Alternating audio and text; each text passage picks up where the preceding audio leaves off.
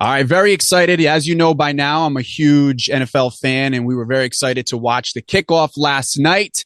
And joining us right now, hopefully you'll be able to hear him in just a second, Will Blackmon, Rhode Island native, Super Bowl champion, joining the airwaves here with us on Hot 106. We truly appreciate it, my man. Thank you for your time. Yo, Mikey, what's good, man? I'm glad I could get up with you guys and hang out and talk. Yeah, bro, it's a pleasure. And you're out on the West Coast, so we're glad that you're getting up bright and early with us here in Rhode Island to talk some football, man. No, it's cool, man. I always miss home.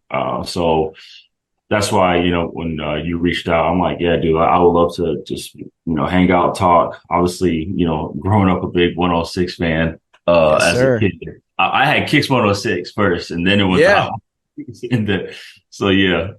Will, we got to get you a t-shirt. We actually just released some vintage throwback Kicks 106 t-shirts on our website. So we got to get one out to you. Okay, that's what's up. Yeah, that or yeah, I got to get one of those or a hat for sure, for sure. Oh yeah, we'll make it happen. We'll make it happen. We'll link up after this. We'll send something out to you. And you're repping the Providence City FC hoodie too, which It's beautiful. funny. We talked before we got on air, but I just grabbed a hat and then I grabbed the first sweatshirt and it happened to be on top. I was like, okay, this is perfect. I'm just gonna rock this one. Love that, man. We love it. We love it representing home state.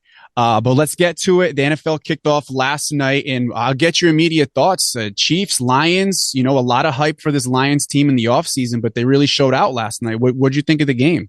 Yeah, that was huge because I watched that quarterback documentary and it just let me know like Patrick Mahomes as a player is head and shoulders above a lot of people. So going to this game, it was kind of like, well, Mahomes, yeah, he's missing Travis Kelce, he's missing Chris Jones, he's still going to be fine. And he actually was fine. There was just a lot of drop passes, but Mm-hmm. and Detroit, they left a good impression on the world last season, just the way they played hard and they were competitive. And that's at the end of the day, that's just what it is.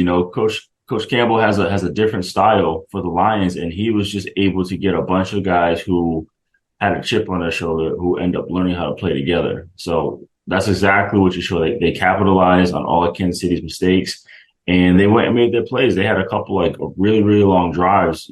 Coach offense coordinator Ben Johnson was like, striking it up. And also too, I think the biggest change in the game was that fake punt when they were backed up in the end zone. That was nuts.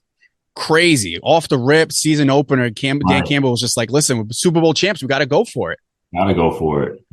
What's your experience from playing with a guy like Dan Campbell? Obviously, you spent a lot of years in the NFL.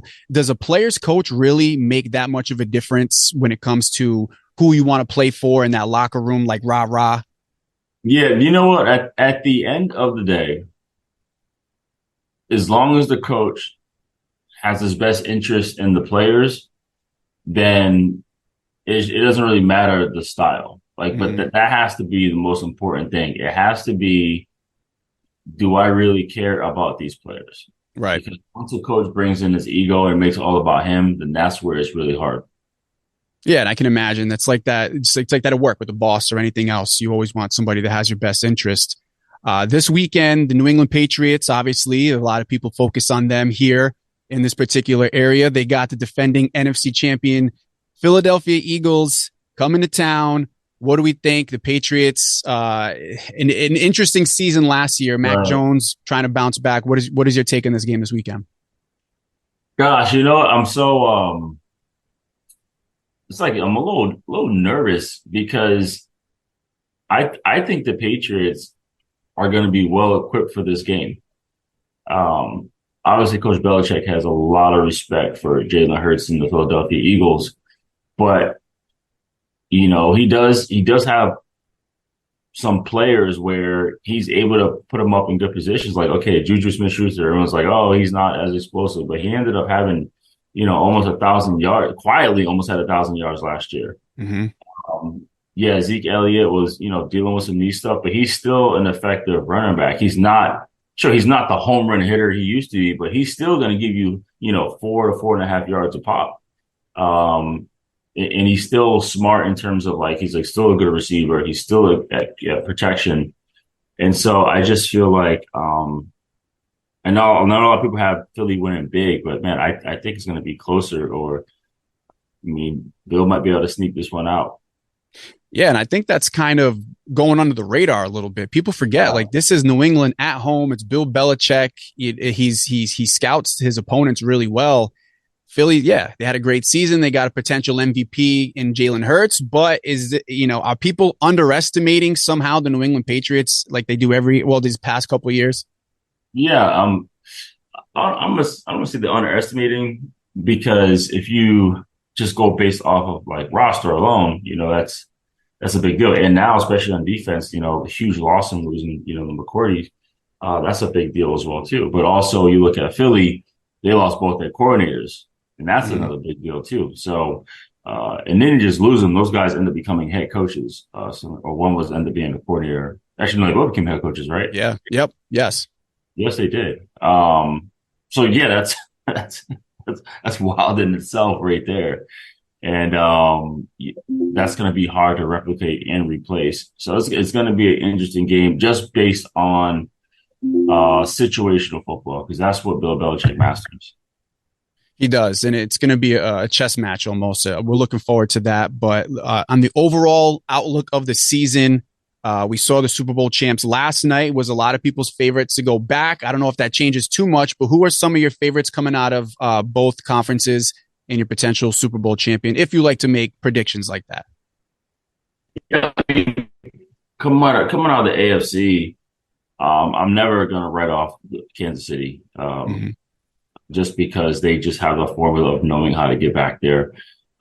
Sure, they were missing, Kelsey, who's obviously a major part of that offense, and Chris Jones, who's a major part of that defense, and just both of their presence and energy just was gone. I mean, Travis Cousins didn't have to catch one pass, but just him being out there would have just drew enough people towards him.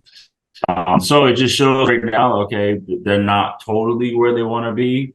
Maybe some of their receivers can step up, or maybe they hit the market and try to find some more playmakers. Like Jarvis Landry, he's a name that's out there right now. And we shall see with that.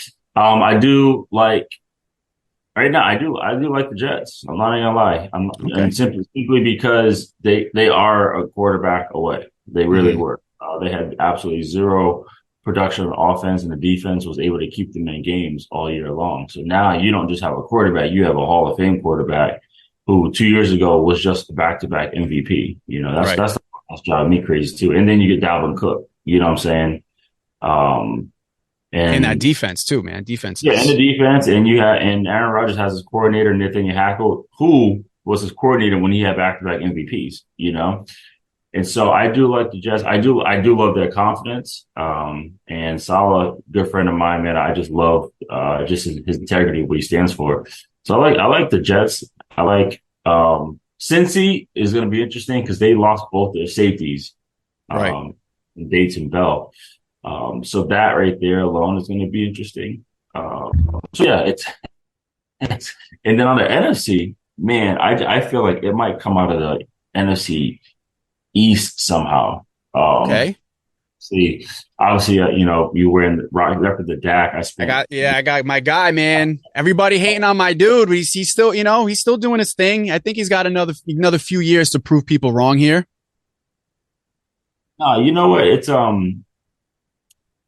interesting because I actually got a lot of time with Dak. He and I got to hang out one night, and we just sat by the fire and had like cigars and stuff. And he is beyond incredible, man. That is a really, really cool dude, like straight up. Just how he is as a person, his integrity, him as a leader, and yeah, he just naturally has pressure because not only are you the quarterback for the Dallas Cowboys, you're a black quarterback for the Dallas Cowboys. Right. And I think for him, how he handles all that stuff as a person, like he's super cool. So, again, why he was Walter Payton Man of the Year for a reason. Walter Payton Man of the Year. So yeah, I do like Dallas. I think the biggest thing for Dallas, as long as everyone stays healthy, I think their top 22 players is ranks very, very high in the league, as in starters. Obviously Philly, they understand like what it takes. They have a very, very deep roster. So man, in terms of who's going to be in the Super Bowl, that's crazy. I don't know. Yeah, it's tough, man. I hate making predictions like that because so much can change, injuries and stuff. Yeah, exactly. You never know. I look at speaking of McCarthy, the year Green Bay wins the Super Bowl, I think they have like 22 guys on injury reserve. You know what I'm saying? You just never know how things are going to shake out across the board. So, but I think the AFC is going to be super competitive, and I think the NFC not as is not as wide open as people think. But I think when it gets to crunch time, those top teams are going to be there, and it's going to be a crazy playoff. So, gosh, man, I don't know. And I didn't mention 49ers, obviously Yeah, they have Formula 2 of getting back, so it's going to be pretty crazy. I don't know. it's going to I'm be going to say interesting. Niners. Jets Niners. That'd be weird. That would be weird. That's a weird Super Bowl, but I think that would be an exciting one. With all It the would players be there. as long as if Dallas meets the Niners in the playoffs, I think Dallas wins. But if Dallas doesn't meet the Niners, then I think the Niners could find their own path there. But I like that. I like that. It's a good prediction by Will. Will Blackmon. We're against the clock here. It was a pleasure having you on. We can stick around, you and I here and chat a little bit more. But for everybody listening here on Hot 106, Will Blackmon, Super Bowl champ, Rhode Island native. Hopefully, will be joining us again here on these airwaves as the season progresses. It was a lot of fun, a lot of great insight. Thanks for joining us today, man. yeah, Mike, appreciate it. Yeah, we'll do more of these, man. This is cool. I love to catch up. For sure, bro. Thank you. We got more coming up.